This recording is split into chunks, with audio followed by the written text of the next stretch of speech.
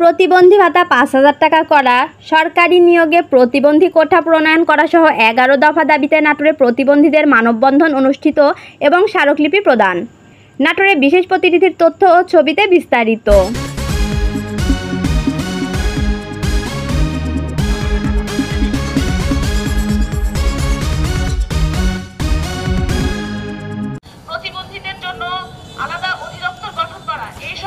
নাটোরে প্রতিবন্ধী ভাতা ন্যূনতম ৫,০০০ টাকা করা সহ ১১ দফা বাস্তবায়নের দাবিতে মানববন্ধন করেছে প্রতিবন্ধীরা।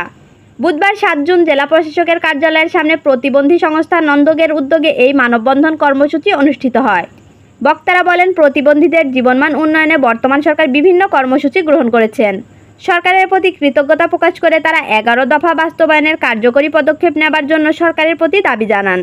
দাবিগুলোর মধ্যে রয়েছে প্রতিবন্ধীদের জন্য তহবিল গঠন করা, একটি বাড়ি একটি খামারের মাধ্যমে প্রতিবন্ধীদের স্বাবলম্বী করা। পরে জেলা প্রশাসক বরাবর স্মারকলিপি প্রদান করা হয়। পাখি জামান, ডেস্ক রিপোর্ট, চ্যানেল এ নিউজ।